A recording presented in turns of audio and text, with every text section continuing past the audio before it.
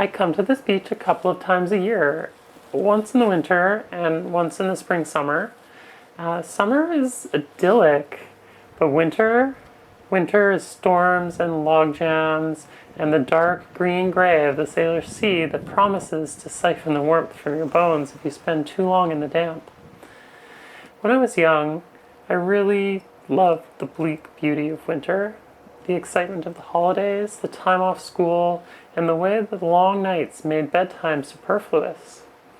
After many years and many miles of heartbreaks and triumphs and mountains and valleys, the bleakness bites a little deeper, the cold cuts a little sharper, and the time spent with loved ones is a little more dear.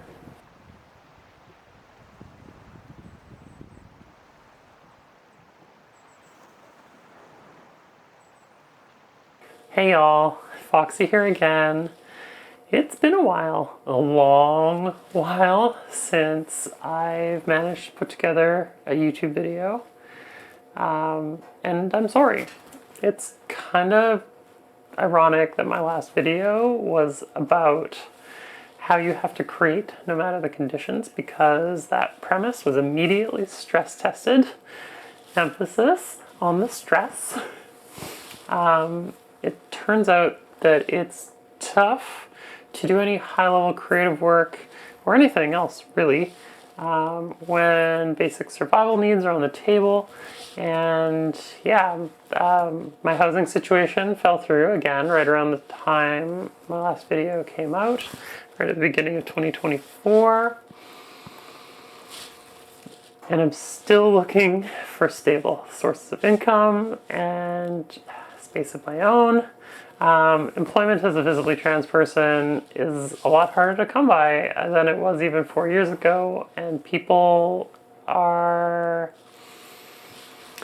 like me are being put on watch lists. So it's a little bit more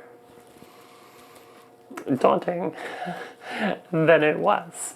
I lost a lover to self-harm in 2024, which I still haven't really had the space to process. I've been dealing with everything else. And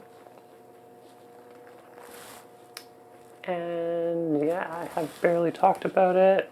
Like 90% of my things are in storage.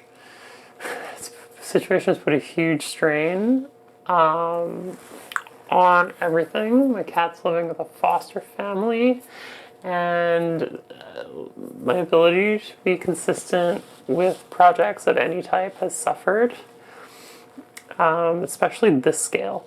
It's made it very difficult to have the creative energy or the confidence in my life to get in front of a camera and make stuff for human consumption.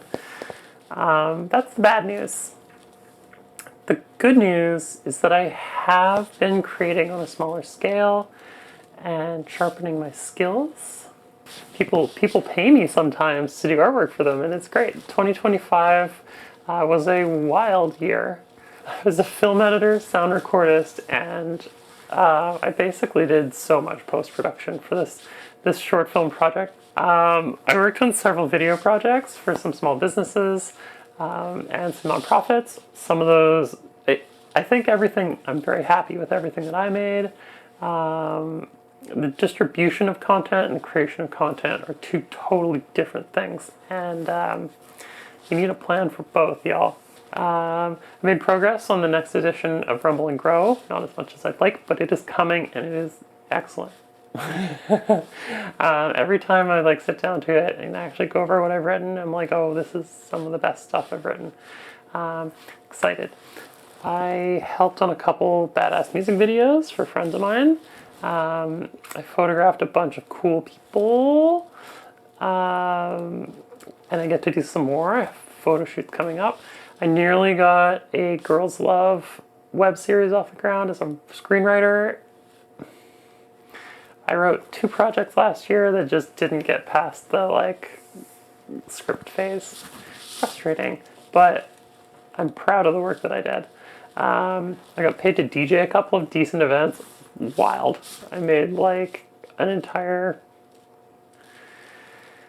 like $1,200 as a DJ last year. Never thought that would happen, at least like the way it did. I just was like, yeah, I'll DJ a party for you guys, and then people liked it, so I was like recommended for something, and it was great. It went wonderfully. I also got much better at cinematography, which is good for you too. Just look at the seascape. Look at it. It's beautiful. Of greater consequence to Fox sales, I started live streaming regularly. Like many creatives, I found that sitting and talking about art is a lower barrier to entry than actually making the art itself. And if I was going to be playing video games in the evening anyways, I might as well share my passion for that art form with my friends and use it to talk about storytelling, which is what this channel is all about. And it's been a wonderful experience. It's helped me stay in touch with content creation and given my life some structure during a really tumultuous time. I'm going to start uploading some of those streams to this channel in the near future, but I'll make a whole video about that experience to introduce the whole project. If you want to check them out live, I am on weeknights on Twitch, link in the description, from 5 p.m. Pacific, usually till about 7. Sometimes they go a bit longer, but I try to wrap up by 7. I also announce those streams on socials, links also in the description, so follow me there if you want live updates, and also to check out some of the cool stuff that I do that doesn't make it to my YouTube channel yet. Finally, I've had a lot of time to think about how I want to show up as a content creator, how I can pull all of these seemingly disparate skills and interests together into a cohesive whole. From the very beginning, this project has been about storytelling. What stories we tell, how we tell them, and how we can use those skills and those stories to impact our lives. I want to really get back to that this year, and with personal stories of myself that kind of relate into larger world issues, technical storytelling breakdowns, and some perspectives on how to use stories and storytelling techniques to shift personal perspectives. I've had to do that kind of stuff a lot in my life to keep myself going, and I think it's really fascinating, and I think it's really helpful, and I'm excited to share that journey with y'all. I'm really excited for what lies ahead.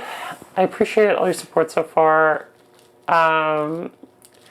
This journey, as rocky as it has been a life-changing one for me, and I am grateful for all of the support. Here's to clear skies and calm waters for all of us in 2026. I know it seems like it won't be that way for many of us, but we'll do the best we can. Cheers, y'all.